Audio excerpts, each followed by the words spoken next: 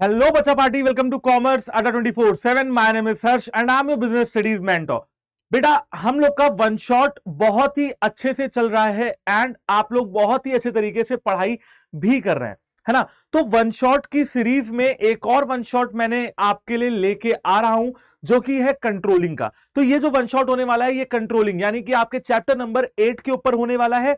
इस one shot में हम सब कुछ समझेंगे, कंट्रोलिंग की प्रोसेस को समझेंगे, भाई फिर कंट्रोलिंग के इंपॉर्टेंस, लिमिटेशन, फीचर्स और कंट्रोलिंग की मीनिंग क्या है, होता क्या है कंट्रोलिंग। अच्छा, ये सारी चीजें हम समझने वाले हैं, लेकिन उससे पहले मैं आपको बता दूं कंट्रोलिंग की दो खास बातें हैं। पहली खास बात तो ये कि कंट्रोलिंग आपके पार्ट ए का लास्ट चैप्टर है and controlling functions of management में भी आखिरी है ना। तो कंट्रोलिंग से हमारा जो फंक्शंस ऑफ मैनेजमेंट है वो फिनिश होता है एंड देन फिर हम लोग स्टार्ट करने वाले हैं financial management, financial market, marketing और कंज्यूमर प्रोटेक्शन को। ठीक है ना।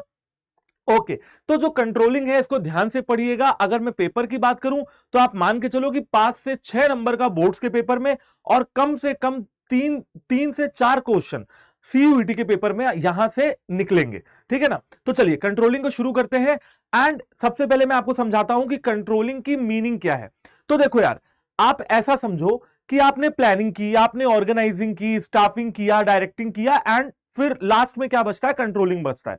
प्लानिंग में हमने प्लान बनाए, ऑर्गेनाइजिंग में हमने रिसोर्सेज और एक्टिविटीज को ऑर्गेनाइज किया, डिविजनल फंक्शनल स्ट्रक्चर में डिवाइड किया, फिर स्टाफिंग में हम सही लोगों को ऑर्गेनाइजेशन में सही समय पे लेके आए और उनको सही जॉब दी। ठीक है, selection of the right people at the right time at the right job. उसके बाद आता है डायरेक्टिंग। डायरेक्टिंग में हमने लोगों को मोटिवेशन दिया, हमने लोगों से बातचीत की, कम्युनिकेशन में हम लोगों के लीडर बने। हम मतलब कौन, हम मान के चल रहे हैं कि हम एक कंपनी के मैनेजर हैं, है ना। तभी तो मैनेजमेंट की पढ़ाई हो सकती है ना, जब हम खुद को मैनेजर माने। उसके बाद हमने डायरेक्टिंग में ये सब कर लिया, लोगों को मोटिवेट कर दिया, सुपरवाइज कर दिया, यानी कि हमने वो सब कर लिया जो काम को अच्छे तरीके से करने के लिए रिक्वायर्ड रहता है। अब आप एक बात बताओ कि आप जब कोई पेपर देते हो, जब कोई टेस्ट देते हो, तो आपके स्कूल में जब आप छोटे होगे तो मैडम आपको कॉपी चेक करवाती होंगी। क्यों चेक करवाती है? ताकि बच्चा अपनी गलतियों को समझे और आगे आने वाले पेपर्स में और अच्छा करे। फिर एक रिमार्क भी लिखती है रिपोर्ट कार्ड में ना, can do much better, very good, very poor, ऐसे करके रिमार्क लिखती थी जब हम लोग छोटे थे। अभी भी आपके हो सकता है रिपोर्ट कार्ड में लिख के आता हूं। तो बेटा जब हमने मैनेजमेंट की सारी चीजों को कर लिया ना, जब हमने ऑर्गेनाइजेशन की सारी एक्टिविटीज को कर लिया, हम लोगों को ले आए, काम करवा दिया, हमने प्लानिंग कर ली, हमने ऑर्गेनाइजिंग कर ली, उसके बाद अगर कोई बारी आती है तो वो आती है कंट्रोलिंग की। कंट्रोलिंग में बेसिकली हम क्या करते हैं, जितना भी हमने काम किया है वो सब हम चेक करते हैं। भाई हम ये चेक करेंगे ये सही हुआ कि नहीं हुआ, ये सही हुआ कि नहीं हुआ, ये सही हुआ कि नहीं हुआ। ठीक है ना। जैसे आपके स्कूल में होता है कि आप चेक करते हैं, आपकी मैडम आपकी कॉपियों को चेक करती हैं बेसिकली। और थोड़ा प्रिसाइज वे में कहा जाए तो प्लानिंग में जो हमने प्लान बनाए थे, कंट्रोलिंग में हम उन प्लान्स को चेक करेंगे कि हमारे प्लान्स अचीव हुए या नहीं हुए। जो स्टैंडर्ड्स हमने प्लानिंग में बनाए थे वो हम कंट्रोलिंग में लाके चेक करेंगे कि हमारे प्लान्स पूरे हुए, मुकम्मल हुए या नहीं हुए। समझ गए ना बात को। अब एक और एग्जांपल देता हूं आपको, तीसरे तरह के एग्जांपल से समझाने की कोशिश करता हूं। जब भी कोई शेफ या हमारे घर में कोई भी खाना बनाता है, पहले खाना बनाने की प्लानिंग करता है, फिर सारे डिशेस, सारी इंग्रेडिएंट्स को लेके आता है, फिर वो खाना बनाने लगता है ना। खाना बनाते समय उसको फिर रेसिपी वगैरह देखता है और क्रोनोलॉजिकल ऑर्डर में खाना बनाता है। बेटा लास्ट में खाना टेस्ट करके देखता है ना कैसा बना है, सर्व करने से पहले टेस्ट करके देखता है। बस वही कंट्रोलिंग है। कंट्रोलिंग में आपको यह देखना है कि जो हमने खाना बनाया ना, प्लानिंग, ऑर्गेनाइजिंग, स्टाफिंग, डायरेक्टिंग में, वो कैसा बना है। अच्छा, अब दो चीजें सामने निकल के आएंगी, या तो आपका खाना अच्छा बना होगा और या तो आपका खाना अच्छा नहीं बना होगा। अगर अच्छा बना है तब तो बहुत अच्छी बात है, आगे और अच्छा बना लो। लेकिन अगर अच्छा नहीं बना है तो फिर यह देखेंगे कि अच्छा क्यों नहीं बना है और अपनी गलतियों को सुधारेंगे एंड नेक्स्ट टाइम और अच्छे तरीके से हम खाना बनाएंगे। आई होप कि आप लोगों को सारी की सारी कहानी समझ में आ गई होगी कंट्रोलिंग में बेसिकली करते क्या है। तो आसान भाषा में मैंने आपको यह समझा दिया। अब पढ़ते हैं कि किताबों में क्या लिखा है, हमें बोर्ड्स में क्या लिख के आना है, मैच द फॉलोइंग आएगा तो कैसे सॉल्व करेंगे, असर्शन रीजन आएगा तो कैसे सॉल्व करेंगे। ये सारी चीजें अपन जो है आज की क्लास में पढ़ने वाले हैं। ठीक है, तो चलो सबसे पहले तो आप एक बार इसको रीडिंग करके देख लो कि हाँ सर इसमें ऐसा कुछ लिखा हुआ है आपके काम का। ठीक है, देखो मीनिंग ऑफ कंट्रोलिंग की बात करते हैं। तो चलो पेन वेन सेलेक्ट कर ले। हाँ, मीनिंग ऑफ कंट्रोलिंग की बात करते हैं तो लिखा हुआ है, एक बार पढ़ के देखते हैं। Controlling is a function of management सबसे पहले कंट्रोलिंग एक मैनेजमेंट का फंक्शन है, ठीक है सर, हमको पता है, ओके। तो कंट्रोलिंग एक मैनेजमेंट का फंक्शन है which helps to check errors, जो हमको हेल्प करता है कि हम एरर्स को पहचाने, एरर्स को ढूंढें, गलतियों को समझें, in order to take corrective action. हम एरर्स को क्यों चेक करेंगे, हम एरर्स को क्यों चेक करेंगे, ताकि हम अगली बार सही एक्शन ले सकें, सही तरीके से काम कर सकें, जो गलतियां हुई हैं उनको सुधार सकें, है ना। This is done to minimise deviation, और ऐसा इस वजह से होता है ताकि आगे गलती होने के चांसेस कम हो जाएं। मिनिमाइज डेविएशन, देख लो मैंने ब्लू कलर से मार्क कर रखा है, आप इन पॉइंट्स को नोट भी कर सकते हो, आप इन वर्ड्स को नोट कर सकते हो, क्योंकि ये कीवर्ड है। जो ये करेक्टिव एक्शन है ना, जब भी कहीं किसी भी एमसीक्यू में दिखे, जब ये डेविएशन कहीं किसी एमसीक्यू में दिखे, है ना, तो समझ जाना कि ये जो है कंट्रोलिंग चैप्टर से पूछा जा रहा है। ओके, तो हम करेक्टिव एक्शन लेते हैं, यानी कि गलतियों को सुधारते हैं और कमियों को कम करने की कोशिश करते हैं from standard and ensure that the stated goals of the organisation are achieved. और ये इंश्योर करेंगे कि हमारी ऑर्गेनाइजेशन के जो भी गोल्स थे, जो भी ऑब्जेक्टिव थे, वो अचीव हुए हैं या नहीं हुए हैं। जैसे मैंने बताया ना, मैंने खाना बनाया तो मैं चाह रहा था कि भाई सामने वाले को खाना पसंद आए। अब मैंने जब खाना बनाया, टेस्ट करके देखा खाना ओके है, तो सामने वाले को भी पसंद आ गया। लेकिन अगर खाने में कुछ गलती है, कुछ एरर है, तो मैं उसको सुधारूंगा और अगली बार से कोशिश करूंगा कि कमियां कम से कम हो, ताकि सामने वाले को पसंद आ जाए। सामने वाले को पसंद आना क्या है, हमारा स्टेटेड गोल है। आप समझ रहे एग्जाम्पल को कैसे रिलेट कर रहा हूं मैं, सामने वाले को पसंद आ जाए, ये हमारा स्टेटेड गोल है। Stated goals of the organisation are achieved in a desired manner, जैसा हम चाहते थे वैसा हमारा गोल जो है अचीव हो गया। अब एक बार शुरू से पढ़ के देखते हैं, मैंने आपको पार्ट्स में डिवाइड कर दिया। देखो, पहला पार्ट आप जब डेफिनेशन लिखोगे तो ये याद कर लो, दूसरा पार्ट जब आप डेफिनेशन लिखोगे तो ये याद कर लो, तीसरा पार्ट आप लिखोगे तो ये, और चौथा पार्ट ये याद कर लो। 4 पार्ट्स में डेफिनेशन डिवाइड कर दो और फिर ये 4 वर्ड्स को याद करके जाओ और फिर देखो कंट्रोलिंग की डेफिनेशन तुम लिख लोगे, है ना। बाकी इंग्लिश तो तुम्हें आती ही है, तुम्हें बस कीवर्ड्स को पकड़ना और अपना आंसर बनाना है। करेक्ट है, चलो तो पढ़ के देखते हैं। Controlling is a function of management which helps to check errors in order to take corrective action. This is done to minimize deviation from standards and ensure that the stated goals of the organization are achieved in a desired manner. ठीक, controlling क्या है, controlling errors को check करने की process है जिससे हम deviations को मिनिमाइज कर सकते हैं, एक्शंस ले सकते हैं और ऑर्गेनाइजेशन के स्टेटेड गोल जो है वो हम अपने तरीके से अचीव कर सकते हैं। अब कुछ विद्वान लोगों ने कंट्रोलिंग की डेफिनेशन दी है, तो चलिए उनको भी एक बार जान लेते हैं। अब इतना लिख के गए हैं तो पढ़ना तो मतलब चाहिए ही चाहिए, है ना। तो फिलिप कॉटलर के अकॉर्डिंग क्या बात हो रही है, उन्होंने कहा है कि controlling is the process of taking steps to bring actual results and desired results together. मैं आपको समझाता हूं, देखो मैंने सोचा मेरे बोर्ड के पेपर में आएंगे 95%, यानी कि मैं चाहता कितना था, 95% चाहता था, डिजायर्ड कितना था 95। लेकिन जब मैंने हाफ ईयरली का पेपर दिया तो मेरे एक्चुअल रिजल्ट थे 60%, यानी कि भाई बहुत कमी थी। कितनी कमी थी, लगभग 35% की कमी आ रही थी, है ना। अब 35% बहुत बड़ी कमी होती है, तो कंट्रोलिंग में यही करना है, चेक करना है कि गलती कहां हुई। हो सकता है मैंने एमसीक्यू गलत लिखे हो सकता है मैंने आंसर्स की फॉर्मेशन अच्छा ना किया हो सकता है मैंने प्रेजेंटेशन में कोई कमी रख दी हो और मेरे नंबर कम आ गए हो सकता है ना। तो भैया कंट्रोलिंग प्रोसेस वही है जहां पे एक्चुअल रिजल्ट्स और डिजायर्ड रिजल्ट्स को क्लोज लाते हैं, मतलब साथ में लाते हैं। यानी कि अगली बार जब बोर्ड्स का पेपर होगा तो मैं ट्राई करूंगा कि ये 60% से ये 35% एड ऑन हो जाए और मेरे आ जाए 95% नंबर, यानी कि एक्चुअल रिजल्ट्स और डिजायर्ड रिजल्ट जो आया है और जो मैं चाहता था वो दोनों पास में आ जाए। ठीक है, चलो कोई बात नहीं, 95 ना आए, पास में आने का क्या मतलब है, 93 आ जाए कोई बात नहीं, 94 आ जाए भाई कोई बात नहीं, है ना, 90 आ जाए कोई बात नहीं, यानी कि जितना मैं डिजायर्ड रिजल्ट सोच रहा था उतना मेरे नजदीक एक्चुअल रिजल्ट आ जाए। ठीक है, अब पढ़ते हैं डेल हेनिंग को, एक बार और पढ़ लो अगर डेफिनेशन पढ़नी है कि controlling is the process of taking steps to bring actual results and desired results closer together. Dale Henning का क्या कहना है, इनका भी यही कहना है कि कंट्रोलिंग एक प्रोसेस है। देखो दोनों ने कंट्रोलिंग को एक प्रोसेस बताया है, इसका मतलब यह है बच्चा पार्टी कि कंट्रोलिंग एक दिन का खेल नहीं है, लंबा चलने वाला खेल है। ठीक, तो इन्होंने कहा है कि controlling is the process of bringing about conformity of performance with planned action. Controlling से हम ये ट्राई करते हैं कि जो हमने सोचा है कि हमारी परफॉर्मेंस होगी, वही हमारी परफॉर्मेंस हो, और इसके लिए हम पूरी प्लानिंग करके रखेंगे, प्लान्ड एक्शन लेंगे। समझ रहे हो ना? जैसे मैंने सोचा कि आज मैं दिन में 10 घंटे पढ़ाऊंगा, ये मेरी प्लानिंग है, तो मैं कोशिश करूंगा कि मैं 10 घंटे पढ़ा लूं, यानी कि जो मैंने परफॉर्मेंस सोची है वो मैं कंप्लीट करूंगा कंट्रोलिंग में। अच्छा, आज मान लो नहीं पढ़ा पाए 10 घंटे, तो नेक्स्ट डे पढ़ा पाऊं। समझ लो, इस तरीके से। मैंने अब आपको कितने ढेरों एग्जांपल दे दिए कंट्रोलिंग को समझने के लिए। मैंने आपको शेफ का एग्जांपल दे दिया, आपकी पढ़ाई का एग्जांपल दे दिया, अपना खुद का एग्जांपल दे दिया। ठीक है, आई होप कि आप लोग सारी कहानी समझ गए होंगे। कंट्रोलिंग में क्या होता है? कंट्रोलिंग में हम बेसिकली एरर्स को चेक करते हैं ताकि करेक्टिव एक्शन ले पाए और कमियों को कम से कम, यानी कि डेविएशन को कम से कम रखें। ठीक। अच्छा सर, एक बात नहीं समझ में आई, आप कह रहे हो कमियों को कम से कम रखें, मैं आपको वजह बताता हूं। कमियों को कम से कम रखने का मतलब यह है कि आप पूरी तरह से परफेक्ट तो हो नहीं सकते बेटा। ऐसा नहीं हो सकता है कि आप 100% अचीव कर लें। ठीक है, किसी भी काम में 100% अचीव करना बहुत मुश्किल है, लेकिन हाँ 100 के आसपास तो आ सकते हैं ना।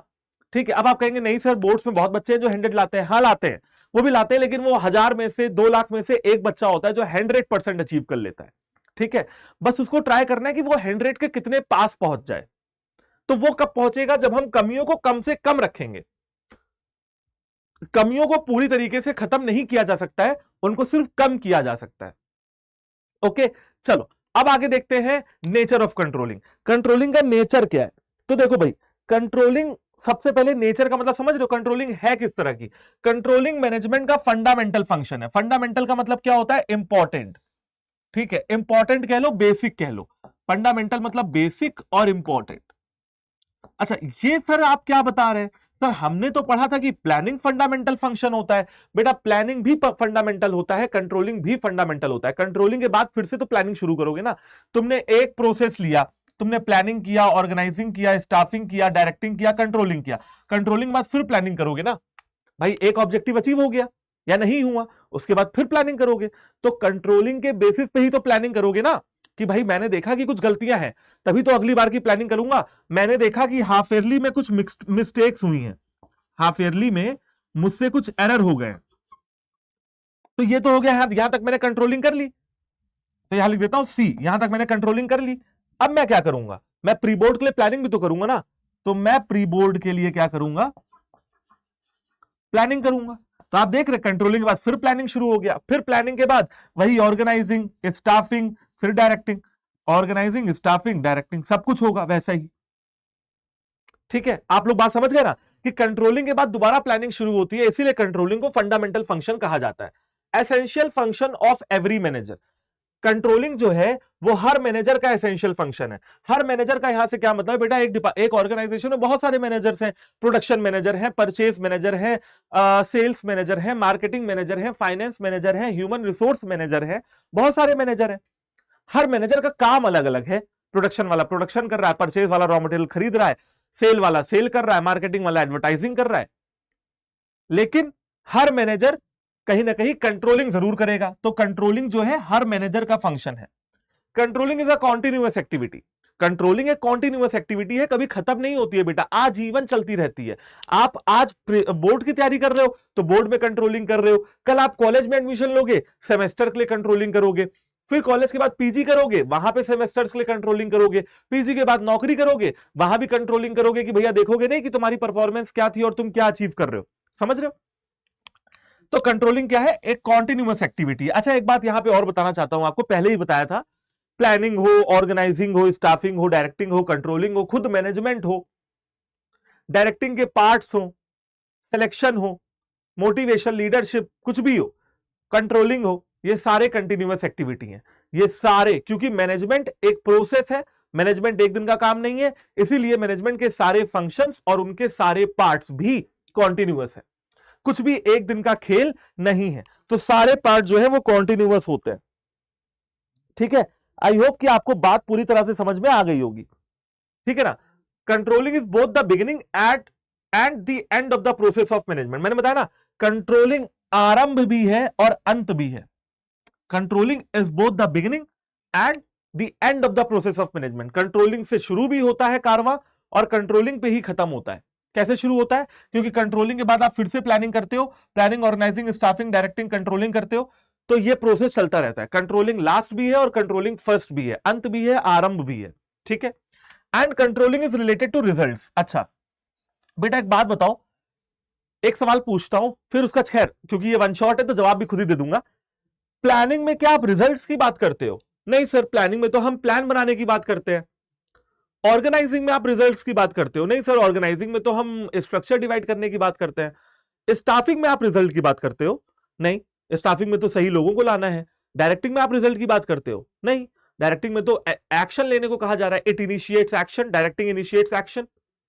तो सर रिजल्ट की बात कहां करते हैं कि रिजल्ट अचीव हुए या नहीं हुए, स्टैंडर्ड मीटअप हुए या नहीं हुए, एरर्स को चेक करने की कहां बात करते हैं? वो बात बेटा करते हैं हम लोग कंट्रोलिंग में। तो प्लानिंग, ऑर्गेनाइजिंग, स्टाफिंग, डायरेक्टिंग, इन चारों में रिजल्ट्स की कोई बात नहीं होती है, कंट्रोलिंग में रिजल्ट की बात होती है। Controlling is all related to results. अब आप देख रहे हो मैंने डब्बे बना दिए हैं। सबसे पहले कंट्रोलिंग मैनेजमेंट का फंडामेंटल फंक्शन है, कंट्रोलिंग फंक्शन है हर मैनेजर का। कंट्रोलिंग इज एक कॉन्टिन्यूअस एक्टिविटी है, कंट्रोलिंग बिगिनिंग भी है और एंड भी है। Controlling is related to results और कंट्रोलिंग से रिजल्ट की बात होती है। तो आई होप कि आप सारे बच्चों को कंट्रोलिंग का नेचर अच्छे तरीके से समझ में आ गया होगा, डेफिनेशन अच्छे तरीके से समझा दी है और फिर हम लोग ने नेचर समझ लिया। अब अपन समझेंगे इंपॉर्टेंस। यहां से हम थोड़ा मतलब अब देखो आपने मीनिंग समझ ली, आपने नेचर समझ लिया, ठीक है। अब आप इंपॉर्टेंस लिमिटेशन बहुत अच्छे से ग्रैब कर पाओगे, बहुत अच्छे तरीके से आपको समझ में आएगा। बेटा एक बात बताओ, कंट्रोलिंग करेंगे तो कभी ना कभी हमारे ऑर्गेनाइजेशन के ऑब्जेक्टिव अचीव होंगे ना? हाँ जी होंगे। तो कंट्रोलिंग करने से ऑर्गेनाइजेशन के ऑब्जेक्टिव्स अचीव होंगे, पहली इंपॉर्टेंस। दूसरी इंपॉर्टेंस, हम ये चेक कर पाएंगे कि हमारे स्टैंडर्ड्स एक्यूरेट थे या नहीं थे। वो स्टैंडर्ड जो हमने प्लानिंग में सेट किए थे, हमने प्लानिंग में सेट किए थे, क्या सेट किए थे? स्टैंडर्ड। तो अब हम ये देखेंगे कि जो स्टैंडर्ड हमने सेट किए थे वो एक्यूरेट थे, मैथमेटिकल एक्यूरेसी थी उनमें, नंबर्स, है ना। जैसे 1000 यूनिट बनाना है, पता चला आपके पास मशीन है जो 800 यूनिट बना सकती है, टारगेट रखा है आपने 1000 यूनिट का, नहीं अचीव होगा, एक्यूरेट ही नहीं है। तो हम ये चेक करेंगे कंट्रोलिंग में कि हमारे स्टैंडर्ड्स एक्यूरेट थे या नहीं थे। मैं कह दूं सर मैं 100 में से ना सर 101 नंबर लाऊंगा, स्टैंडर्ड एक्यूरेट ही नहीं है। 100 में से 101 नंबर कैसे आएगा? 100 में से 101 नंबर कैसे आएगा? नहीं आएगा, ठीक है। तो ये स्टैंडर्ड्स ही एक्यूरेट नहीं है, ठीक। अब आप कंट्रोलिंग में चेक करोगे कि आपने जो स्टैंडर्ड सेट किए थे वो एक्यूरेट है या नहीं है। चलो आगे देखते हैं। Making efficient use of resources, आप ये चेक करोगे कि जो रिसोर्सेज है ना, आप उनका अच्छे तरीके से यूटिलाइजेशन कर रहे हो या नहीं कर रहे हो। जो रिसोर्सेज हैं आप उनका अच्छे तरीके से यूटिलाइजेशन कर रहे हो या नहीं कर रहे हो। क्योंकि देखो अगर आप रिसोर्सेज का वेस्टेज करोगे ना तो वैसे भी गोल्स आपके अचीव नहीं होंगे। अगर आप रिसोर्सेज का वेस्टेज करोगे तो गोल्स अचीव नहीं होंगे, गोल्स अचीव नहीं हुए तो कहीं ना कहीं रिसोर्स का वेस्टेज हुआ हो। रिसोर्स 3 तरीके के होते हैं, मैं आपको समझा देता हूं। बेसिकली 3 मेन रिसोर्स होते हैं कंपनी के लिए, ठीक है। वो 3 मेन रिसोर्स क्या है वो सुनो। सबसे पहला है ह्यूमन रिसोर्स, यानी कि इंसान जो आपके यहां काम करना है। फिर आता है फाइनेंशियल रिसोर्स,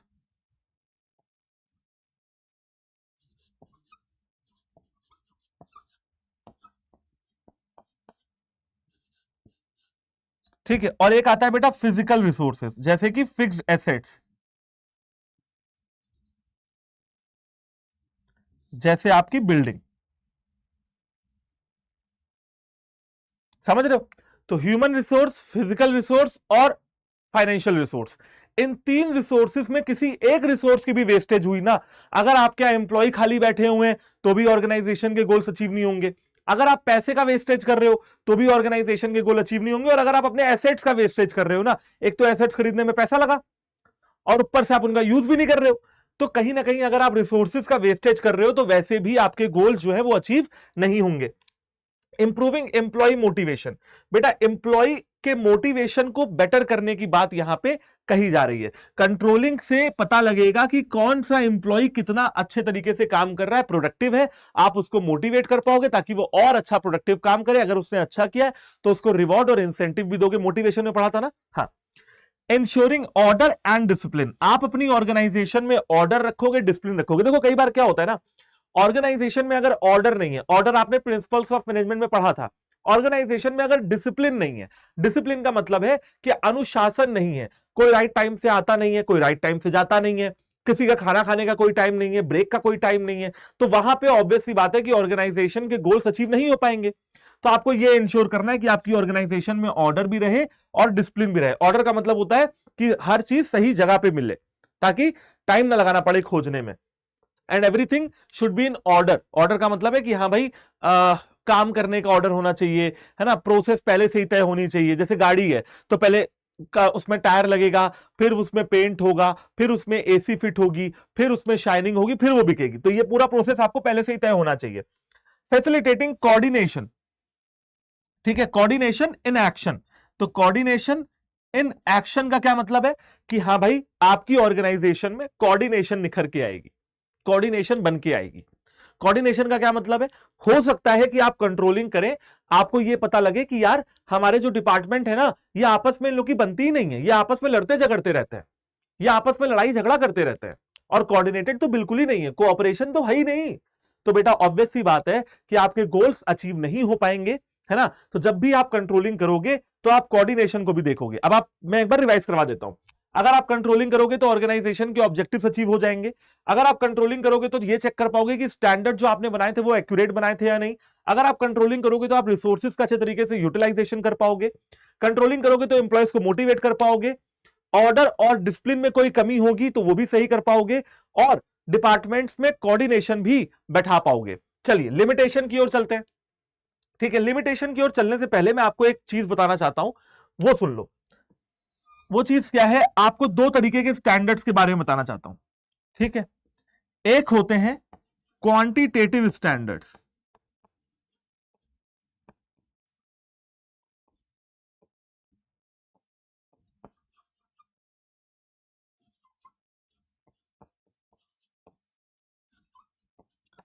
और एक होते हैं क्वालिटेटिव स्टैंडर्ड्स। ठीक है, देखो स्टैंडर्ड जो होते हैं वो दो तरीके से सेट किए जाते हैं, एक तो क्वांटिटेटिव, एक क्वालिटेटिव। क्वांटिटेटिव का मतलब ये है, मान लो अगर मैं कहूं कि मैंने अपना प्रोडक्शन का स्टैंडर्ड सेट किया हुआ है, प्रोडक्शन के लिए मतलब उत्पादन के लिए बनाना है कुछ, तो भैया मैं कहूं कि मैं एक महीने में 1000 यूनिट प्रोड्यूस करूंगा, या मैं एक यूनिट को बनाने में 100 रुपए का खर्चा लगेगा मुझे। ओके, या सर जी ना मैं एक दिन में 500 यूनिट तो बेच ही दूंगा। अब ये क्या हो रहा है, ये सब नंबर्स में आ रहे हैं, इन्हें कहते हैं क्वांटिटेटिव स्टैंडर्ड, जो जिनको हम डिजिट्स में मेजर कर सकें। ठीक है, जो डिजिट्स में मेजर हो पाए, दैट कैन बी मेजर्ड। ठीक है, जैसे 1000, जैसे 100, जैसे 500, जैसे ये पेन 10 रुपए का है ना, या 20 रुपए का है, तो ये क्या है, ये इसका रेट बता रहे हैं। कैसे बता रहे हैं, क्योंकि हम इसको मेजर कर सकते हैं। लेकिन कुछ चीजें ऐसी होती हैं जिनको हम मेजर नहीं कर सकते हैं, जैसे कि फीलिंग्स। ठीक है, जैसे कि ह्यूमन फीलिंग्स हो गई, जैसे कि हम मेजर नहीं कर सकते हैं मोरल को, जैसे कि हम मेजर नहीं कर सकते हैं मोटिवेशन को। ठीक है, कि हमारा एम्प्लॉय कितना मोटिवेटेड है। तो इसका मतलब है कि that can not be measured, मतलब कि जो क्वालिटेटिव स्टैंडर्ड्स है ना,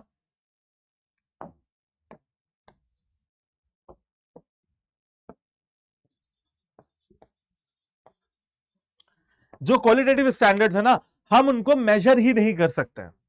समझ गए बात को। तो भैया दो तरीके के स्टैंडर्ड होते हैं, क्वांटिटेटिव स्टैंडर्ड और क्वालिटेटिव स्टैंडर्ड। क्वालिटेटिव स्टैंडर्ड्स बनाए जाते हैं, मीटअप करने की कोशिश होती है, मेजर कर सकते हैं। लेकिन क्वालिटेटिव स्टैंडर्ड जैसे भावनाएं, फीलिंग, मोरल, मोटिवेशन, है ना, अप्स एंड डाउन्स, ये आप मेजर नहीं कर सकते, that can not be measured.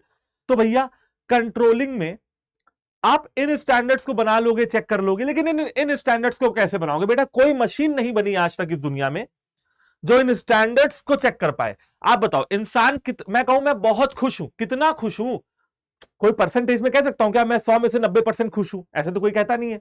कोई मशीन बनी है जो इंसान के मोरल, मोटिवेशन को वो कर ले। मान लो मैं ऊपर से तो कह दूं मैं खुश हूं और अंदर से मैं डिप्रेस्ड हूं, ठीक है, या मैं ऊपर से कह दूं कि मैं हाईली मोटिवेटेड हूं लेकिन अंदर से मैं कुड़ रहा हूं अंदर ही अंदर, अरे यार सैलरी नहीं बढ़ा रहे, अरे यार काम नहीं करने का मन हो रहा। मुझे लग रहा है मैं दूसरों को बता रहा हूं मैं बहुत ज्यादा मोटिवेटेड हूं, लेकिन मैं हूं नहीं मोटिवेटेड। कोई मशीन है नापने की? नहीं है। तो बस पहला पॉइंट आपको समझ में आ गया है, मुबारक हो। पहला पॉइंट क्या है आपका कि difficulty in setting qualitative standards, controlling में सेट करना और चेक करना दोनों ही बहुत मुश्किल हो जाता है क्वालिटेटिव स्टैंडर्ड्स को। No control over external factors, external factors के ऊपर आपका कोई कंट्रोल नहीं रहता है। ठीक है, एक्सटर्नल फैक्टर्स मतलब सर यही बता दीजिए। बिल्कुल बताएंगे। देखो एक्सटर्नल फैक्टर्स का यहां पे मतलब क्या है, आपको पता है ना, आपने बिजनेस इन्वायरमेंट पढ़ा था, internal environment, external environment. External environment में दो फैक्टर्स है, माइक्रो और मैक्रो। अगर मैक्रो की बात किया जाए तो कुछ फैक्टर्स ऐसे हैं जैसे कि टेक्नोलॉजिकल फैक्टर्स,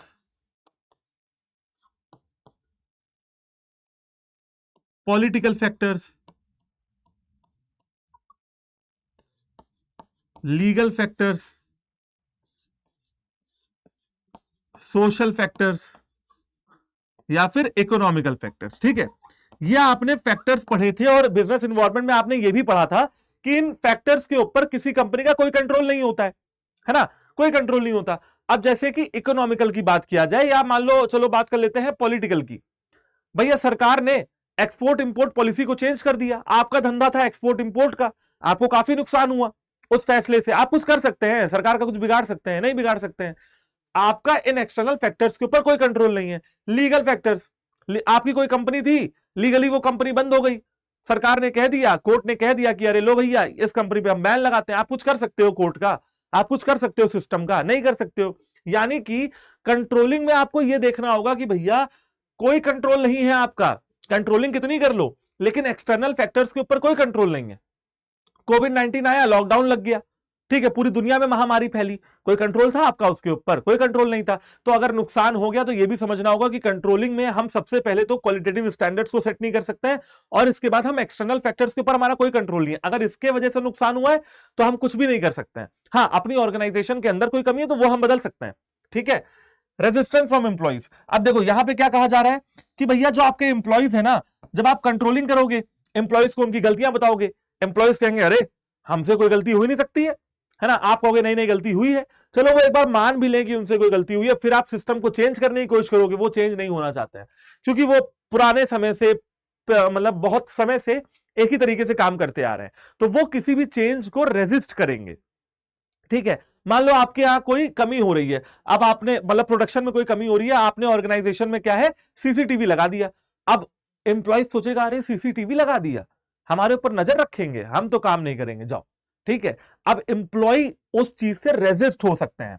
और दूसरी बात बेटा, कॉस्टली है ये अफेयर। कंट्रोलिंग जो है पैसा मांगता है। देखो कंट्रोलिंग सबके बस की बात नहीं है, आपके सिलेबस में टेक्निक्स ऑफ कंट्रोलिंग नहीं है बोर्ड्स के सिलेबस में, इसलिए पढ़ा नहीं रहा हूं। जब कभी भी सीयूटी का पढ़ाऊंगा ना तो आपको डिलीटेड टॉपिक्स नाम से चैप्टर्स कवर करा दूंगा। डिलीटेड टॉपिक कौन कौन से हैं? एलपीजी पॉलिसी डिलीटेड है, मनी मार्केट के इंस्ट्रूमेंट डिलीटेड है, कंट्रोलिंग का ये टेक्निक्स ऑफ कंट्रोलिंग डिलीटेड है और एंटरप्रेन्योरशिप का चैप्टर डिलीटेड है। ठीक है, तो ये मैं आपको कवर करवा दूंगा। लेकिन अभी अगर आप बोर्ड्स को स्पेसिफिकली देखें तो टेक्निक्स ऑफ कंट्रोलिंग आता नहीं है। जब आप टेक्निक्स ऑफ कंट्रोलिंग को पढ़ोगे ना तब आपको समझ में आएगा कि किसी आम इंसान के बस की बात नहीं है ये, कोई प्रोफेशनल होगा, कोई एक्सपर्ट होगा, वही किसी बहुत बड़ी कंपनी के लिए कंट्रोलिंग कर पाएगा। क्योंकि कंट्रोलिंग की जो टेक्निक्स है ना, कंट्रोलिंग करते कैसे हैं, अभी तो आप ये पढ़ रहे हो कंट्रोलिंग होता क्या है, इंपॉर्टेंस क्या है, लिमिटेशन क्या है, प्रोसेस क्या है, लेकिन जब आप ये पढ़ोगे ना कंट्रोलिंग करते कैसे हैं, तब आपको इस चैप्टर की असली डिफिकल्टी का पता लगेगा। और कंट्रोलिंग करना कितना मुश्किल है एक ऑर्गेनाइजेशन में, ये जो है आपको पता लग जाएगा। ठीक है, तो जो एक्सपर्ट्स होते हैं वो समय भी लेते हैं और पैसा भी लेते हैं। ठीक, तो कंट्रोलिंग के लिमिटेशन बच्चों आई होप कि आपको क्लियर हो गए होंगे। क्वालिटेटिव स्टैंडर्ड्स को सेट करना बहुत मुश्किल है, एक्सटर्नल फैक्टर्स के ऊपर कोई कंट्रोल नहीं है, एम्प्लॉइज चेंजेस से भागते हैं और महंगा भी है कंट्रोलिंग को करना। चलो जी आगे देखते हैं। आगे नेक्स्ट हमारा पॉइंट क्या है? Relationship between planning and controlling. Planning और कंट्रोलिंग के बीच में रिलेशनशिप क्या है? देखो प्लानिंग और कंट्रोलिंग के बीच में कुछ तो रिलेशनशिप है। हम कहते हैं प्लानिंग में जो स्टैंडर्ड सेट होता है वो कंट्रोलिंग में चेक करते हैं, कंट्रोलिंग के बाद फिर प्लानिंग। तो कंट्रोलिंग और प्लानिंग कहीं ना कहीं करण और अर्जुन की तरह है, जो मतलब बिछड़े हुए भाई हैं लेकिन दोबारा मिलेंगे। समझ रहे हो ना? करण अर्जुन की तरह है, जो बिछड़े हुए भाई हैं लेकिन पुनर्जन्म लेंगे, यानी कि ऑब्जेक्टिव दोबारा बनेगा ऑर्गेनाइजेशन का तो दोबारा जन्म ले लेंगे। ठीक, तो देखो interdependence between meaning planning and controlling, दोनों भाई भाई हैं तो दोनों एक दूसरे के ऊपर इंटरडिपेंडेंट भी हैं। तो चलो देखते हैं कैसे इंटरडिपेंडेंट है। Planning is meaningless without controlling. अगर आपने कंट्रोलिंग नहीं की है अगर आपने ये चेक ही नहीं किया है कि पिछली बार क्या गलतियां हुई थी, तो अगली बार की प्लानिंग तो बेकार है। सही बात है सर। तो प्लानिंग का कोई मतलब नहीं है कंट्रोलिंग किए बिना। मैं हाफ ईयरली का पेपर दे दूं, कमियों को देखूं ही ना, प्री बोर्ड भी दे दूं, कमियों को देखूं ही ना, तो बेटा फिर बोर्ड्स में तो खराब नंबर आएंगे ना। आप अगर गलतियों को नहीं देख रहे हो, समझ नहीं रहे हो कि क्या गलती हो रही है, पढ़ाई में कमी रह रही है, तो आपके बोर्ड्स में भी खराब नंबर आएंगे, बेकार नंबर आएंगे। क्यों? क्योंकि आपने चेक ही नहीं किया। तो इसलिए कह रहा हूं कि प्लानिंग कंट्रोलिंग के बिना जो है बेकार है। Controlling is blind without planning. अच्छा, अगर प्लानिंग में स्टैंडर्ड नहीं सेट करोगे तो कंट्रोलिंग में क्या चेक करोगे? तो इसीलिए कहा जा रहा है कि कंट्रोलिंग भी ब्लाइंड है विदाउट प्लानिंग। प्लानिंग कंट्रोलिंग के बिना कुछ नहीं है, कंट्रोलिंग प्लानिंग के बिना कुछ नहीं है, हैंस प्रूव्ड। तो यहां पे पता लगता है कि इंटरडिपेंडेंस है दोनों की, दोनों एक दूसरे के ऊपर क्या है, इंटरडिपेंडेंट है। और अब बात करते हैं कि प्लानिंग और कंट्रोलिंग में डिफरेंस क्या है। तो ये वाले तो पिक्चर वाले करण अर्जुन थे, जो आपने करण अर्जुन देखी है ना, सलमान खान शाहरुख खान वाली, जिसमें उनकी मां कहती है कि मेरे करण अर्जुन आएंगे। ठीक है, मां कौन है यहाँ पे? मैनेजमेंट। ठीक है, तो मां कह रहे करण अर्जुन आएंगे, ये वो वाला है। दोनों आपस में क्या एक दूसरे के ऊपर इंटरडिपेंडेंट है, दोनों भाई एक दूसरे से मिलके रहते हैं। लेकिन यहां पे महाभारत वाले कर्ण और अर्जुन की बात कर लो, दोनों एक दूसरे से डिफरेंट कैसे हैं ये पता लगेगा। Controlling is looking ahead, controlling कहता है आगे देखो, फ्यूचर की प्लानिंग करो, फ्यूचर के लिए प्लान्स बनाओ।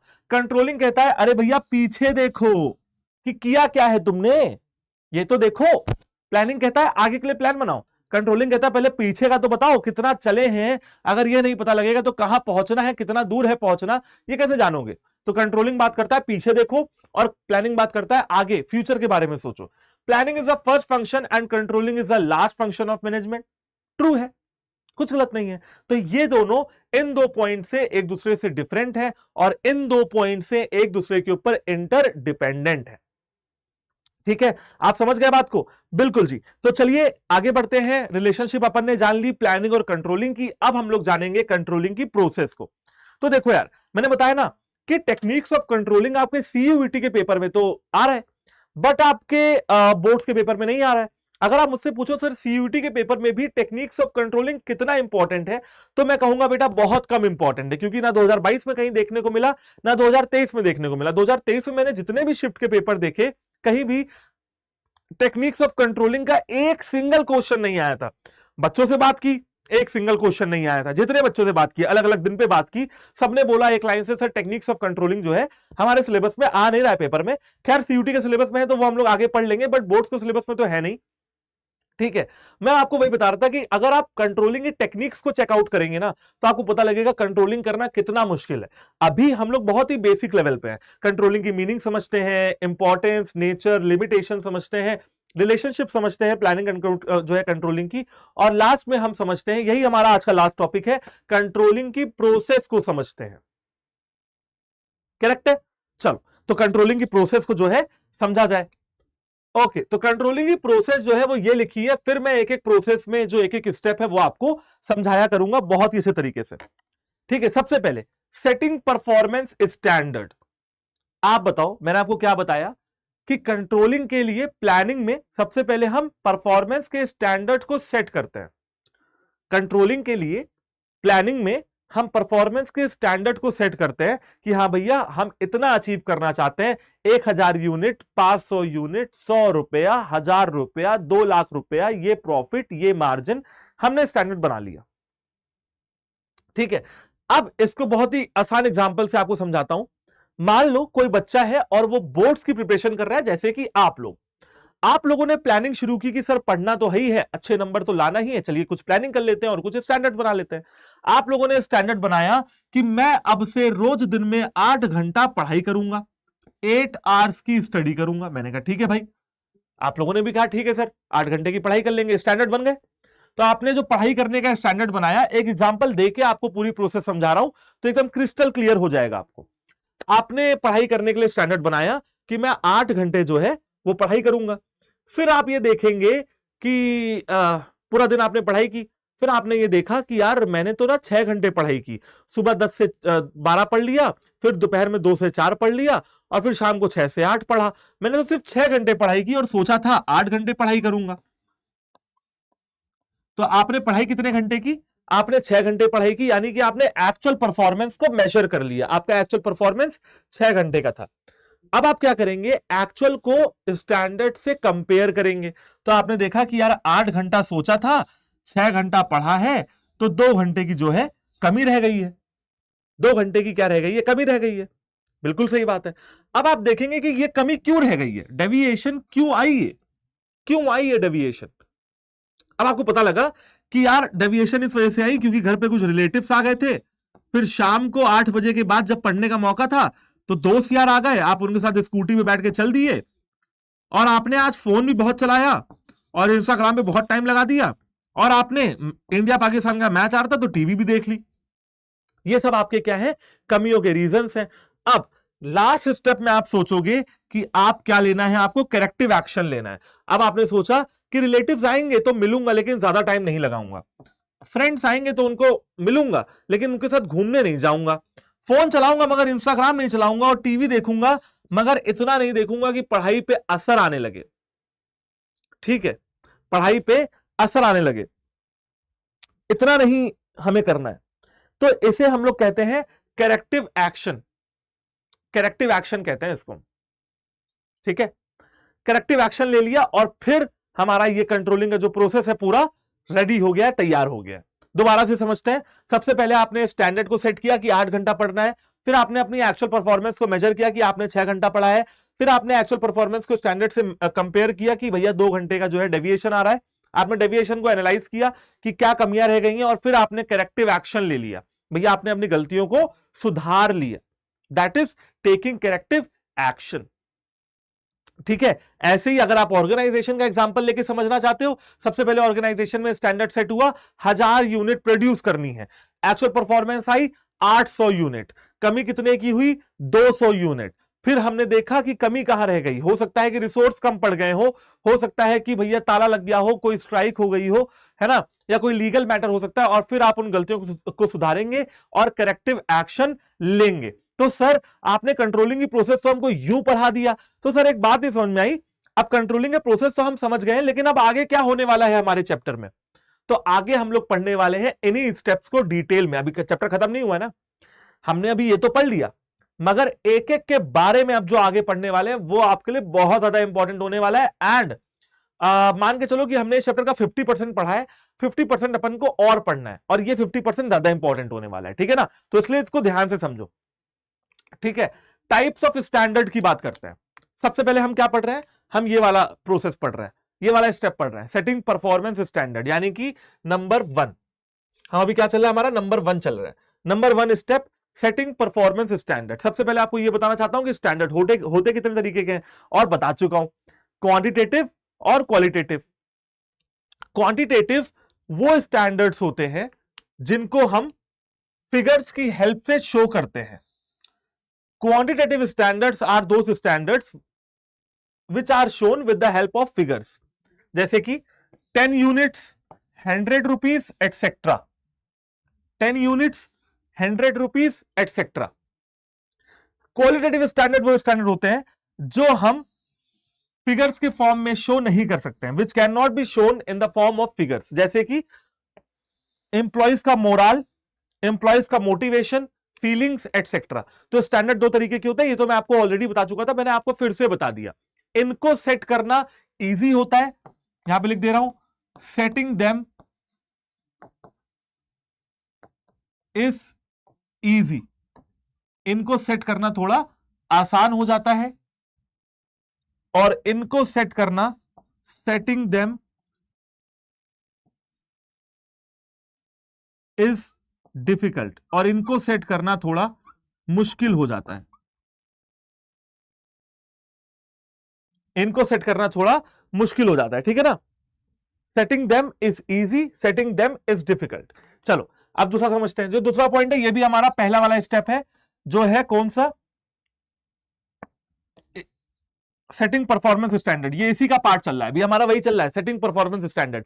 पहले हम लोगों ने समझा कि 2 तरीके के स्टैंडर्ड होते हैं, क्वालिटेटिव और क्वांटिटेटिव। अब हम समझेंगे स्टैंडर्ड बनाने के बेसिस क्या होते हैं। सबसे पहले क्वांटिटी ऑफ स्टैंडर्ड्स, यानी कि जैसे अगर आप स्टैंडर्ड बनाते हो प्रोडक्शन से रिलेटेड, कि आज कितना प्रोडक्शन करेंगे, 1000 यूनिट बनाएंगे, आज कितना बेचेंगे, आज कम से कम 100 यूनिट तो बेचेंगे ही बेचेंगे। हमारे पास स्टॉक कितना है, हमारे पास स्टॉक 1 लाख यूनिट का है, ठीक है ना। तो ये क्या हो जाते हैं आपके क्वांटिटी ऑफ स्टैंडर्ड्स हो जाते हैं। फिर हम आते हैं क्वालिटी ऑफ स्टैंडर्ड्स पे, कि हम स्टैंडर्ड सेट कर रहे हैं कि हमारे रॉ मटेरियल की क्वालिटी कैसी होगी, है ना। मान लो मैं शर्ट बना रहा हूं, तो कॉटन मेरे लिए क्या है, रॉ मटेरियल है, तो किस क्वालिटी का कॉटन मंगाना है मुझे, ठीक है। उसके लिए मेरा जो फिनिश्ड गुड है, जो मैं शर्ट बना रहा हूं, वो कैसी बन रही है, वो बढ़िया बन रही है कि नहीं बन रही है। जो मैं अपने कस्टमर को सर्विसेज दे रहा हूं, after support service, after sales service जो मैं दे रहा हूं, जैसे फोन पे 1 साल की वारंटी होती है, अगर आपने नया नया फोन खरीदा और वो खराब हो गया तो आप जाके फ्री में बनवा सकते हैं, ठीक है। तो वो होती है कस्टमर सर्विस। आपकी कस्टमर सर्विस कैसी है और आपके एम्प्लॉइज का मोरल कैसा है, अगर इन सब चीजों के बारे में आप डिसाइड करते हो, ठीक है, तो भैया उसे हम क्या कहते हैं, क्वालिटी ऑफ स्टैंडर्ड्स कहते हैं। अब सर आप कहोगे कि सर कस्टमर सर्विस का पता कैसे लगाते हैं, बताता हूं। आप कहीं कहीं रेस्टोरेंट में खाना खाने गए होगे, तो जब बिल देके वापस बाहर निकल रहे होगे, तो वहां पे एक फीडबैक वाला वो रखा होता है और वहां पे रेटिंग देते हैं, ऐसे स्टार बने होते हैं ना, स्टार, 5 स्टार, 1 2 3 4 5 स्टार बने होते हैं। अब आपको क्या करना है, आपको इन स्टार्स में से टिक करना है कि आपने इनको 4 स्टार दिए हैं, यानी कि इनकी रेटिंग हो गई 4 आउट ऑफ 5। तो कुछ इस तरीके से आप कस्टमर सर्विसेज को, एम्प्लॉइज के मोरल को, है ना, क्वालिटी को मेजर कर सकते हो, ठीक है, लेकिन फिर भी डिफिकल्ट है। इसके अलावा आता है टाइम स्टैंडर्ड्स, प्रोडक्शन करने में कितना समय लगेगा। 1000 यूनिट प्रोड्यूस करने का टारगेट है, 1000 यूनिट, तो कितना समय लगेगा। Refers to the time consumed in the production process, कितना समय आप लोगे, ठीक है, तो इसे कहते हैं टाइम स्टैंडर्ड। मान लो आपने तय किया कि 1 मंथ का समय लगेगा, या आपने तय किया कि भैया 1 घंटे में ये काम हो जाना चाहिए, या आपने तय किया कि भैया 6 घंटे में काम हो जाना चाहिए, है ना। तो ये जो टाइम है ना, ये होते हैं टाइम स्टैंडर्ड्स। और अब आता है कॉस्ट स्टैंडर्ड, जैसे कि मेरे ऑर्गेनाइजेशन में लेबर काम कर रहे हैं और मैं अपने लेबर्स को 400 रुपए देता हूं एक दिन का, तो लेबर की कॉस्ट कितनी हो गई, 400 रुपए। मेरे यहां जो शर्ट बनाने के लिए कॉटन आती है ना, वो 100 रुपए की आती है 100 ग्राम, ठीक है। तो ऐसा कुछ कॉस्ट, मैं एग्जांपल दे रहा हूं, कॉस्ट आप ऐसा कुछ तय कर सकते हो। और जो आपके अदर एक्सपेंसेस है कि मैं चाय समोसे पे एक ऑर्गेनाइजेशन में एक महीने में 1000 रुपए से ऊपर नहीं खर्च करूंगा, मैं प्रिंटिंग एंड स्टेशनरी में 5000 से ऊपर खर्च नहीं करूंगा, मैं पैकेजिंग में 10,000 से ऊपर खर्च नहीं करूंगा। तो ये आपके क्या है, कॉस्ट स्टैंडर्ड्स है। तो आप भैया 4 तरीके के स्टैंडर्ड बनाते हो। सबसे पहला आता है क्वांटिटेटिव स्टैंडर्ड्स, जहां पे आप production, sales, profit, margin, stocks, इन सब चीजों के बारे में सोचते हो। क्वालिटेटिव स्टैंडर्ड में आप रॉ मटेरियल की क्वालिटी, फिनिश्ड गुड की क्वालिटी, कस्टमर की सर्विस और एम्प्लॉय का मोटिवेशन या मोरल के स्टैंडर्ड के बारे में सोचते हो। टाइम स्टैंडर्ड में आप टाइम स्टैंडर्ड बनाते हो, 1 घंटा, 6 घंटा, 5 घंटा, 10 घंटा, 1 महीना, 2 हफ्ता, 3 हफ्ता, ऐसा। और कॉस्ट स्टैंडर्ड में आप लेबर, मटेरियल, अदर ओवरहेड्स या एक्सपेंसेस की कॉस्ट तय करते हो कि कितना ज्यादा से ज्यादा मेरा खर्चा होना चाहिए, ठीक है। और ये भी पॉइंट नंबर 1 का ही पार्ट है। पॉइंट नंबर 1 अगेन क्या था, प्रोसेस का पहला स्टेप, सेटिंग परफॉर्मेंस स्टैंडर्ड। तो यहां पे है factors to be considered while deciding standards, वो फैक्टर्स जो स्टैंडर्ड्स को डिसाइड करते समय हमको कंसीडर करने चाहिए। सबसे पहले स्टैंडर्ड जो है वो इजिली अटेनेबल हो। स्टैंडर्ड ऐसे बनाइए, टारगेट ऐसे दीजिए जिनको इजिली अचीव किया जा सके, है ना। इम्पॉसिबल टारगेट मत दो अपने एम्प्लॉइज को, अपनी ऑर्गेनाइजेशन को, क्योंकि फिर टारगेट अचीव नहीं होंगे, एम्प्लॉय का मोरल भी डाउन होगा और तुम्हारा भी वो होगा कि हाँ यार मेरे तो टारगेट ही नहीं अचीव हो रहे। स्टैंडर्ड शुड बी मेजरेबल, ऐसे स्टैंडर्ड बनाओ जिनको मेजर करना आसान हो। स्टैंडर्ड्स फ्लेक्सिबल होने चाहिए ताकि जब भी जरूरत हो तो हम उनको चेंज कर पाए। Standard should be flexible so that change can be introduced according to the changing situations. Standard जो है वो फ्लेक्सिबल होने चाहिए ताकि हम उनको चेंज कर पाए जब भी चेंज की जरूरत हो। Standard should B simple and clear, standard simple और क्लियर होने चाहिए, यानी कि आसान भाषा में लिखे होने चाहिए, इंग्लिश या हिंदी वर्नाकुलर लैंग्वेजेस में लिखे होने चाहिए ताकि हर इंप्लॉय को समझ में आए वो, ठीक है। डेविएशन टॉलरेंस लिमिट, अब बेटा ये जरा ध्यान से सुनिएगा। डेविएशन टॉलरेंस लिमिट आपके एडिशनल प्रैक्टिस पेपर या सैंपल पेपर में एक क्वेश्चन आया था जो डेविएशन टॉलरेंस लिमिट से था, तो आ चुका है, इसका मतलब आज के 2024 के पेपर में इंपॉर्टेंट भी है। डेविएशन टॉलरेंस लिमिट का मतलब क्या होता है, देखो कंट्रोलिंग करते समय ना हम ये चेक करते हैं कि जो कमियां आएंगी, कमियां तो आएंगी, हम कितनी कमी को बर्दाश्त कर सकते हैं। मैंने सोचा कि मेरा स्टैंडर्ड था 95%, और आए हैं 50%। ये तो बहुत बड़ी कमी है, इसको हम टॉलरेट नहीं कर सकते हैं, ये सहन नहीं कर सकते हैं। 95 सोचा था, 92 आए हैं, इसको हम टॉलरेट कर सकते हैं। तो एक ऑर्गेनाइजेशन में मैनेजमेंट को डेविएशन टॉलरेंस लिमिट यानी कि कमियों को बर्दाश्त करने की क्षमता डिसाइड करनी होगी, कितनी कमी बर्दाश्त है और कितनी कमी बर्दाश्त के बाहर है। ठीक है, तो देखो डेविएशन टॉलरेंस लिमिट आपको डिसाइड करनी होगी। एक एग्जांपल के तौर पे, नो कॉज ऑफ वरी, कोई चिंता की बात नहीं है अगर आपने 1950 यूनिट बनाई है और टारगेट था 2000 यूनिट का। ठीक है भाई, 50 यूनिट की कमी है ना, 50 यूनिट की कमी है ना, कोई बात नहीं। तो यहां पे चिंता की बहुत जरूरत नहीं है। No cause of worry if the production of 950 units instead of 2000 unit. तो यहां पे 50 यूनिट की कमी आई, कोई चिंता की बात नहीं है। तो भैया स्टैंडर्ड आपके इजीली अटेनेबल होने चाहिए, मेजरेबल होने चाहिए, फ्लेक्सिबल होने चाहिए चेंजिंग सिचुएशन के हिसाब से, सिंपल होने चाहिए, आसान भाषा में डायरेक्टली लिखे होने चाहिए, और डेविएशन टॉलरेंस लिमिट आपको डिसाइड करनी पड़ेगी। तो ये हो गया आपका अभी तक ये जो 1 1 और 1 ये चल रहा था ना, ये क्या था, सेटिंग परफॉर्मेंस स्टैंडर्ड। और अब हम समझेंगे 2, मेजरमेंट ऑफ एक्चुअल परफॉर्मेंस। अब हमको अपनी एक्चुअल परफॉर्मेंस को, स्टैंडर्ड सेट हो गए, हमने टाइप्स ऑफ स्टैंडर्ड समझ लिए, बेसिस समझ लिया, स्टैंडर्ड कैसे बनाने हैं ये भी समझ लिया। अब हमको देखना है कि हमारी जो एक्चुअल परफॉर्मेंस है वो कैसी है। मेजर करेंगे कि हमने क्या किया है, जो भी तक हम इतना कर रहे थे तो कितना किया है, मेजरमेंट। तो एक बार आप इसको रीड करिए, और ये भी आपका दूसरा ही पॉइंट चलेगा। और हाँ, तो ये 2 पॉइंट चलेंगे, ये 2 पॉइंट आपको मैं पढ़ाऊंगा।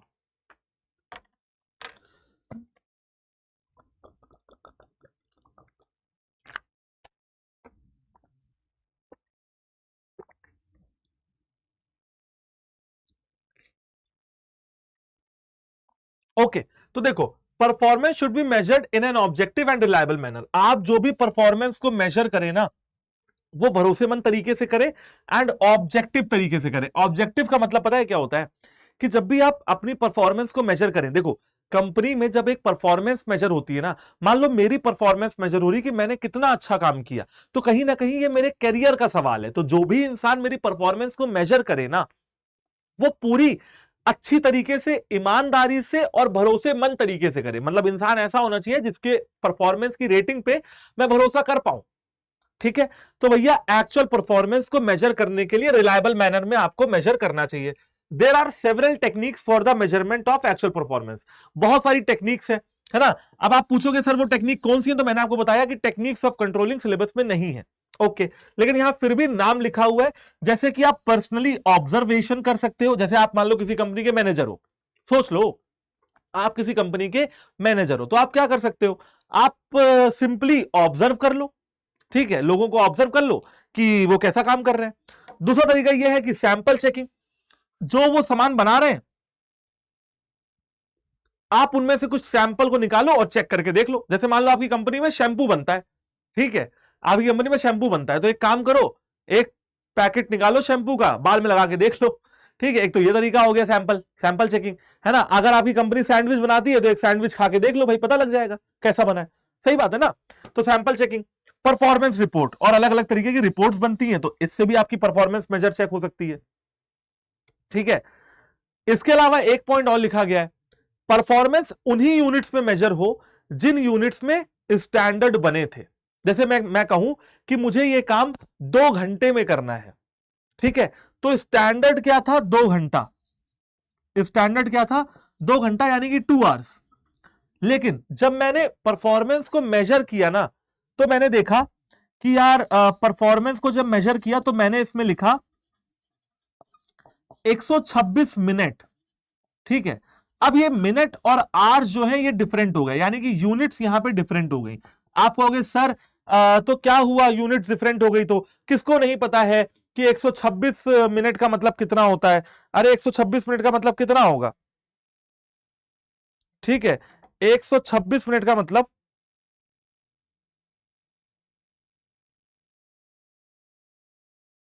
126 मिनट का मतलब कितना हो गया भाई, 2.1 ऐसा कुछ करके हो जाएगा। ठीक है ना।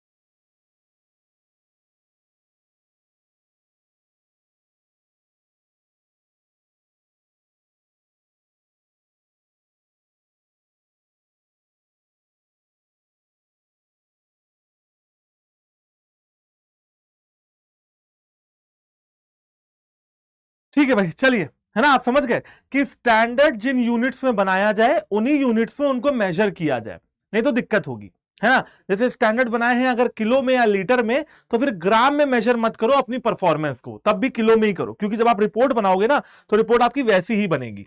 उसके बाद measurement tools of actual performance के क्या मेजरमेंट टूल्स होंगे, एक्चुअल परफॉर्मेंस के क्या मेजरमेंट टूल्स होंगे। तो सबसे पहले आप मेजर कर सकते हो पंक्चुअलिटी की, आपके ऑर्गेनाइजेशन में आपके एम्प्लॉइज कितने पंक्चुअल हैं।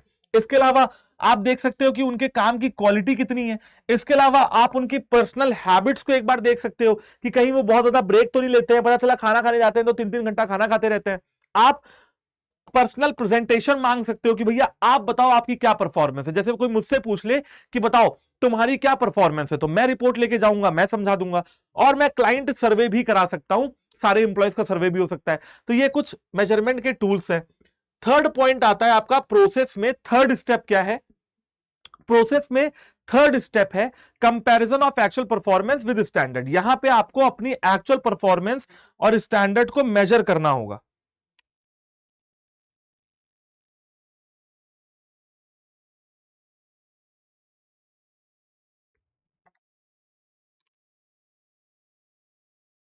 ठीक है, आपको क्या करना होगा, आपको कंपैरिजन करना होगा एक्चुअल परफॉर्मेंस का स्टैंडर्ड से। सबसे पहले जैसे ही आप अपनी एक्चुअल परफॉर्मेंस को स्टैंडर्ड से मेजर करोगे ना, तो सारे डिफरेंसेस डिस्क्लोज हो जाएंगे।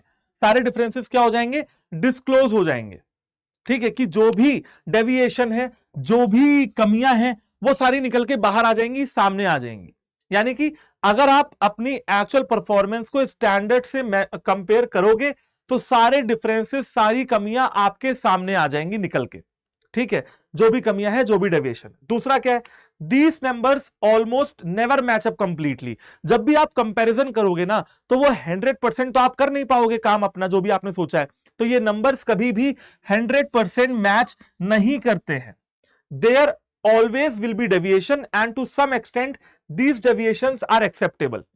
हमेशा कुछ डेविएशंस रहेंगी और कुछ एक्सटेंट तक ये डेविएशंस एक्सेप्टेबल भी हैं। कुछ ना कुछ कमियां रहेंगी, कुछ कमियां आपको डेविएशन टॉलरेंस लिमिट में देखनी पड़ेंगी। But managers need to ensure that these deviations are not beyond the acceptable ranges. सुनो, ये बताया ना deviation tolerance limit, but managers को ये देखना होगा कि ये जो कमियां हैं ये एक्सेप्टेबल रेंजेस से ज्यादा ना हो जाएं।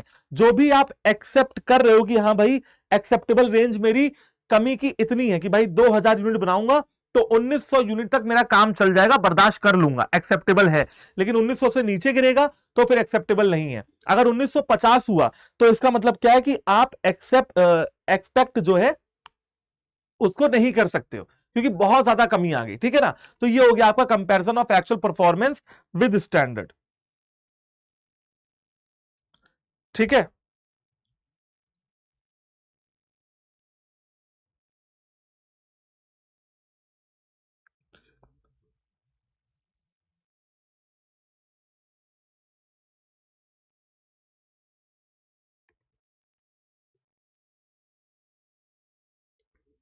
ओके।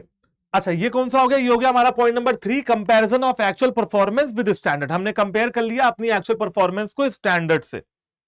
ओके जी, अब हमें क्या करना है? डेविएशंस को एनालाइज करना है कि हाँ भाई जो कमियां हुई वो कैसे हुई। तो देखो, सबसे पहला हमको डेविएशन को एनालाइज करते समय ये देखना है, ये है पॉइंट नंबर 4, स्टैंडर्ड अचीव हुए या नहीं हुए। जो डेविएशन है क्या वो एक्सेप्टेबल रेंजेस के अंदर हैं या नहीं है। स्टैंडर्ड जो है वो एक्सेप्टेबल हैं, सही बनाए थे या नहीं बनाए थे, और स्टैंडर्ड्स को रिवाइज करने की जरूरत है, तो हमें वो भी करना होगा। तो ये हो गया आपका point number 4। Deviation control limits की यहां पे बात करते हैं। ठीक है, ये है आपका एनालाइजिंग डेविएशन। हमने डेविएशन को एनालाइज कर लिया, स्टैंडर्ड अचीव हुए कि नहीं हुए, डेविएशन एक्सेप्टेबल है या नहीं है। नहीं है तो स्टैंडर्ड एक्सेप्टेबल है, स्टैंडर्ड जो बनाए थे वो सही था कि नहीं था। रिवाइजिंग टू स्टैंडर्ड, यहां पे बेसिकली हम लोग वाई का आंसर देते हैं कि वो कमी क्यों आई। ठीक है, हम यहां पे किसका आंसर देते हैं कि वो कमी क्यों आई। ओके, अब बात करते हैं डेविएशन कंट्रोल लिमिट्स, जो कि दो होती हैं, कंट्रोल क्रिटिकल पॉइंट कंट्रोल और प्रिंसिपल बाय एक्सेप्शन या फिर management by exception.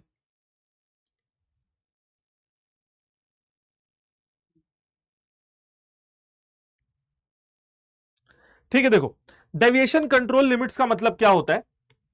Deviation control limits कि आप डेविएशन को कैसे कंट्रोल कर सकते हो। कोई कमी आई तो उसको आप कैसे कंट्रोल करोगे? दो तरीके बताए गए। पहला, क्रिटिकल पॉइंट कंट्रोल, यानी कि उन चीजों को पहले देखो, प्रायोरिटी पे रखो जो इंपॉर्टेंट है। ये हो गया पहला, क्रिटिकल पॉइंट कंट्रोल। उन चीजों को आप पहले रखो जो आपके लिए, ऑर्गेनाइजेशन के लिए बहुत ज्यादा इंपॉर्टेंट है। ठीक है, those activities should be determined in the very outset. ऐसी एक्टिविटीज को पहले ही निकाल के रख लो जो आपकी ऑर्गेनाइजेशन के लिए बहुत ज्यादा इंपॉर्टेंट है ना? इंपॉर्टेंट है एक्चुअल वर्क की प्रोग्रेस में, in accordance with the plans, की रिजल्ट एरिया। इसका दूसरा नाम क्या है? KRAs, की रिजल्ट एरिया, KRAs। ऐसी चीजें, ऐसी एक्टिविटीज जो कि आपके लिए बहुत ज्यादा इंपॉर्टेंट है, एक्चुअल वर्क की प्रोग्रेस के लिए बहुत ज्यादा इंपॉर्टेंट है, आप उनको पहले ही डिटरमाइन करके रख लो, पहले ही सोच के रख लो एंड उन चीजों पे पूरा फोकस दो। और इनका दूसरा नाम होता है KRAs, यानी कि की रिजल्ट एरियाज, ऐसे डिसीजंस जो बहुत इंपॉर्टेंट होते हैं। फिर आता है प्रिंसिपल बाय एक्सेप्शन। हम लोग इसको मैनेजमेंट बाय एक्सेप्शन भी कहते हैं, हम लोग इसको मैनेजमेंट बाय एक्सेप्शन भी कहते हैं। ठीक है, ओके, मैनेजमेंट बाय एक्सेप्शन भी कहते हैं। मैनेजमेंट बाय एक्सेप्शन बेसिकली ये होता है, a manager should take corrective action when there is exceptional deviation, especially good और स्पेशली बैड। देखो, डेविएशन होने से पहले की तैयारी होती है क्रिटिकल पॉइंट कंट्रोल, कि हमें इंपॉर्टेंट एरियाज को खोज के रखना है एंड उस पर इतना फोकस डालना है, इतना फोकस डालना है कि आपकी सारी कमियां जो है दूर हो जाएं। जैसे कि एक बच्चे के लिए उसकी लाइफ में सबसे इंपॉर्टेंट चीज क्या है पता है? पढ़ाई करना। एक बच्चे के लिए उसकी लाइफ में सबसे इंपॉर्टेंट चीज क्या है? एक विद्यार्थी के लिए सबसे इंपॉर्टेंट चीज है पढ़ना। तो आपका मेन काम है पढ़ना। अब आपने पढ़ना डिसाइड कर लिया, बाकी की चीजें अपने आप सुधर जाएंगी, कमियां होंगी नहीं। अगर आप पढ़ाई करोगे ना तो कमी होगी ही नहीं, कोई कमी होगी ही नहीं। ठीक है, अगर आप अच्छे तरीके से पढ़ाई करोगे। लेकिन अगर आपने कमियां, मान लो कोई पेपर दिया और पेपर नहीं आपका क्लियर हुआ या नंबर कम आए, तो आपको देखना होगा कि क्यों कम आए। यानी कि कोई ऐसी एक्टिविटी जो स्पेशली गुड हो गई हो और स्पेशली बैड हो गई हो, वहां पे आपको तुरंत ही करेक्टिव एक्शन लेने की जरूरत है। डेविएशन देखने से पहले ये होता है, डेविएशन लेने के बाद ये होता है। ठीक है, टेक करेक्टिव एक्शन। ठीक है, करेक्टिव एक्शन आपको लेना है जहां पे कुछ चीजें या तो बहुत अच्छी हो गई हो या तो कुछ चीजें बहुत ज्यादा खराब हो गई हो। जैसे कि बच्चा पार्टी, देखो मान लो कि तुमने 2000 यूनिट बनाने की सोची, तुमने जो है 2000 यूनिट बनाने की सोची और बना पाए मात्र 500 यूनिट, तो भैया ये तो भारी कमी है, ये तो भारी कमी है। इस भारी कमी को देखो और दूर करो। ये स्पेशली बैड चीज हो गई, स्पेशली बैड, ये तो बहुत खराब हुआ।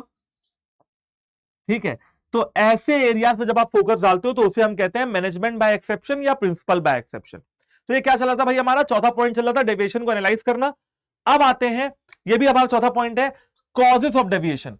डेविएशन क्यों होती है, कमियां क्यों होती हैं? सबसे पहला, ह्यूमन कॉज। कभी कभी इंसान से गलती हो जाती है, एफिशिएंसी ऑफ द एम्प्लॉय कम हो गई, कि भाई जो आपके एम्प्लॉयज हैं उनकी एफिशिएंसी ही कम हो गई, ये होते हैं ह्यूमन कॉज। जैसे मैं हूं तो मेरी एफिशिएंसी अगर कम हो गई, टारगेट्स अचीव ही नहीं हो पाए। ठीक है, तो कॉजेज ऑफ डेविएशन, कमी होने का पहला जो दायित्व आता है वो आता है ह्यूमन कॉज के ऊपर, कि हो सकता है इंसान से गलती हो गई। अनसर्टेन इवेंट्स, कुछ ऐसा हो गया हो जिसके बारे में आपको नॉलेज ही ना हो। जैसे भाई स्ट्राइक हो गई हो, आपके लेबर्स ने स्ट्राइक कर दी है ना, काम करना बंद कर दिया, लॉकआउट हो गया हो, ताला लग गया हो आपकी किसी फैक्ट्री पे, या रॉ मटेरियल का शॉर्टेज हो गया हो, रॉ मटेरियल का शॉर्टेज हो गया हो, कुछ ऐसा भी हो सकता है। ठीक है ना, हो सकता है कि आपके एम्प्लॉइज एफिशिएंट ना हो, आपके एम्प्लॉइज से कुछ गलती हुई हो सकता है कि strike, lockout, shortage of raw material जैसी कहानी हो गई। जैसे बेटा कोविड-19 के टाइम पे रॉ मटेरियल की शॉर्टेज हो गई थी, क्यों? क्योंकि भैया बिजनेस धंधा बंद हो गया था। और तीसरा है, कुछ और भी समस्याएं आ सकती हैं। जैसे हो सकता है भैया कि मशीन आपकी ब्रेकडाउन हो जाए, मशीन खराब हो जाए, काम करना बंद कर दे, या फिर सप्लाई आपकी जो है इररेगुलर रहे, सप्लाई अच्छे तरीके से ना हो। यह भी हो सकता है कि जो रॉ मटेरियल आ रहा है उसकी सप्लाई अच्छे तरीके से नहीं हो रही है बट रुक रुक के हो रही है, मशीन खराब हो जाए बीच में। अब इसका ये किसकी गलती है बेटा? ये तो किसी की गलती नहीं है, लेकिन फिर भी डेविएशन आ सकते हैं। तभी तो हम पढ़ रहे हैं ना कॉजेज ऑफ डेविएशन। और चौथा ये है कि भैया सब कुछ सही था लेकिन हमने स्टैंडर्ड ही गलत बनाए हुए थे। सब कुछ सही था लेकिन हमने जो है स्टैंडर्ड ही गलत बनाए हुए थे। ठीक है, तो देखो हमने अगर रॉन्ग एस्टिमेट निकाला है, हमने अगर रॉन्ग स्टैंडर्ड बना लिए हैं, तो सेल्स, प्रॉफिट या कॉस्ट से रिलेटेड कोई भी ऐसा स्टैंडर्ड जो हमने गलत बना लिया हो सकता है कि क्योंकि स्टैंडर्ड ही गलत थे तो हम उनको अचीव नहीं कर पाए, डेविएशन आ गया, कागज पे दिख गया, अरे ये तो कमी है भैया। ठीक है, लेकिन एक्चुअल में जब देखा गया तो पता चला स्टैंडर्ड ही गलत थे। ठीक, तो ये हो गए आपके कुछ ऐसे कॉजेस जो कि डेविएशन के कारण आगे जाके बनते हैं। और हमें लास्ट में क्या पढ़ना है, हमारा लास्ट और 5वां स्टेप है टेकिंग करेक्टिव एक्शन। हमें यहां पे करेक्टिव एक्शन लेने की बात करनी है कि भैया हाँ हो गई कमियां, बना लिए स्टैंडर्ड, मेजर कर लिया, अब हमको देखना है कि हम सही एक्शन ले पा रहे हैं या नहीं ले पा रहे हैं, हम करेक्टिव एक्शन ले पा रहे हैं या नहीं ले पा रहे हैं। ठीक है, और कैसे कैसे लेंगे। सबसे पहले The purpose of corrective action is to bring the actual work progress to the level of expected progress. हमने जो एक्सपेक्ट किया है वो थोड़ा और पास आ जाए एक्चुअल से। एक्सपेक्ट किया था, एग्जांपल दे चुका हूं, एक्सपेक्ट किया था 95%, एक्चुअल है 60%। अगली बार कोशिश करूंगा कि ये 35% ऐड हो जाए और मैं 95 ले आऊं। तो इसीलिए आप करेक्टिव एक्शन लेते हो, अपनी गलतियों को सुधारते हो। Removing deviation into actual work performance. अगर आपकी परफॉर्मेंस में कोई कमियां हैं तो तुरंत उनको दूर किया जाए। अगर आपकी परफॉर्मेंस में कोई कमी रह गई है तुरंत उनको दूर करो, डेविएशंस को दूर करो, कमियों को दूर करो।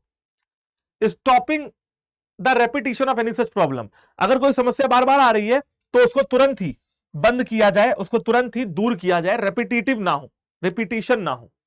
Action should be taken so that loss can be avoided in future. आप एक्शन लीजिए ताकि फ्यूचर में कोई लॉस ना हो, एक्शन लीजिए ताकि फ्यूचर में कोई लॉस ना हो। And changes should be introduced in the form of policies, procedure, rules etcetera. अगर कुछ चेंजेस की जरूरत है जैसे पॉलिसीज, प्रोसीजर्स या फिर रूल्स, तो भी जो है आप उस पर चेंज ला सकते हैं। अगर आपको पता लगा कि मेरे ऑर्गेनाइजेशन में कमी हो रही है क्योंकि मेरे पॉलिसीज खराब हैं, मेरे प्रोसीजर्स गलत हैं, मेरी पॉलिसी को कोई फॉलो नहीं करता है या ऑर्गेनाइजेशन के नियम ही गलत हैं, तो आप इन पॉलिसीज, प्रोसीजर्स और रूल्स को भी चेंज कर सकते हो। आप किसी भी स्टेप्स ले सकते हो आपके अकॉर्डिंग जिससे लॉस फ्यूचर में ना हो। आप किसी भी प्रॉब्लम को रिपीट होने से रोक सकते हो और आप डेविएशन को रिमूव कर सकते हो। कोई कमी आ रही है, कोई मशीन खराब हो रही है, उस मशीन को फेंको, नई मशीन लाओ। यही तरीका है। और क्या तरीका है, अगर आपको लग रहा है कि आपके रिजल्ट्स आपके अकॉर्डिंग नहीं आ पा रहे हैं तो पढ़ाई करो और पढ़ाई करो और मॉक टेस्ट लगाओ और प्रीवियस ईयर पेपर लगाओ। तो भैया यही तरीका है करेक्टिव एक्शन का, ये मतलब है जो आपको लग रहा हो कमी उसको दूर कर दो तुरंत। ठीक है बच्चों, तो आई होप कि आपको ये पूरा प्रोसेस ऑफ कंट्रोलिंग भी बहुत अच्छे तरीके से समझ में आ गया होगा। तो इसके बाद thank you very much session को ज्वाइन करने के लिए, वन शॉट देखने के लिए, यहां तक पहुंचने के लिए। आपको इस सेशन को अपने सारे क्लासमेट्स तक, स्कूल में जो भी दोस्त यार हैं उनको शेयर करना है। एंड अगर आपको ये वन शॉट जो क्लास है वो अच्छी लगी हो तो कमेंट करके यार जरूर बता देना, क्योंकि आपके कमेंट्स ही हमारी मोटिवेशन है। कॉमर्स अड्डा 24/7 चैनल पे जहां पे आप अभी इस समय हैं, बहुत अच्छे तरीके से पढ़ाई हो रही है, क्लास 12 की प्रिपरेशन हो रही है। एंड आपके क्लास 12 की प्रिपरेशन शुरू भी करवाई है हमने एंड खत्म भी हम ही से होगी। जब आपका पेपर हो रहा होगा उस दिन भी हम आपके सामने होंगे, जब आप पेपर लिख रहे होंगे उससे 2 घंटे पहले भी हम आपके सामने होंगे, आपको कुछ ना कुछ पढ़ाई रहे होंगे। तो इन्हीं सब अच्छे थॉट्स के साथ आप कॉमर्स अड्डा 24/7 चैनल को सब्सक्राइब कर लो। एक बात और, आप टेलीग्राम चैनल को ज्वाइन कर लो। एक बात और कि हमसे जुड़ने के लिए आप अड्डा 24/7 की ऐप डाउनलोड करके वहां पे सेकंड ऑप्शन कम्युनिटी का आता है, आप हमसे कम्युनिटी पे भी जुड़ सकते हो। ठीक है ना, कम्युनिटी पे मैं आपको डेली क्वेश्चन देता हूं, डेली आपसे बातचीत करता हूं, आप भी मुझसे बातचीत कर सकते हैं। तो आपको 2 काम और करना है, एक इस चैनल के टेलीग्राम चैनल को जो है मतलब ज्वाइन कर लेना है, वहां पे सारी पीडीएफ वगैरह आपको मिलती रहेंगी। एंड इसी के साथ साथ आपको क्या करना है, आपको